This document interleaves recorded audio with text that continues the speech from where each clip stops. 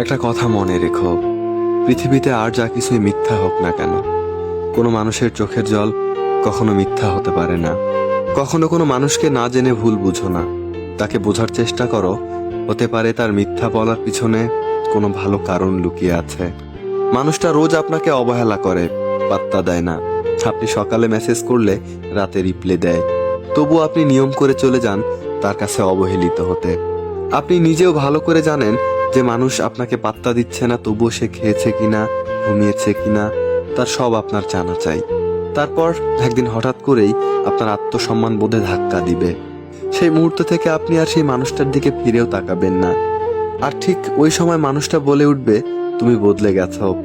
সময় থাকতে প্রিয় মানুষগুলোকে মূল্য দিতে শেখো, তা না হলে তোমার আপন মানুষগুলো এমনভাবে বদলে যাবে, আর না হয় হারিয়ে যাবে, যে তুমি চাইলেও আর ফিরে পাবে না।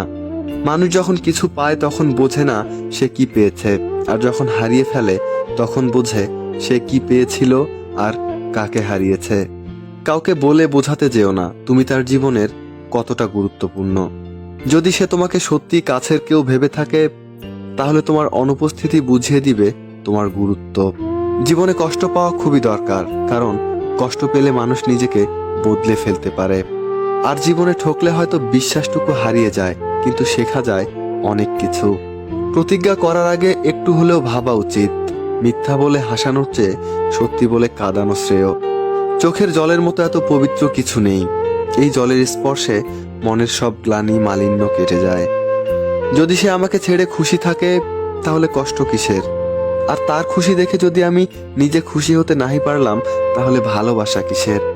অবহেলা খুবই ভয়ঙ্কর একটা জিনিস, যা একজন জীবিত মানুষের বেঁচে থাকার ইচ্ছাকে নষ্ট করে দেয়।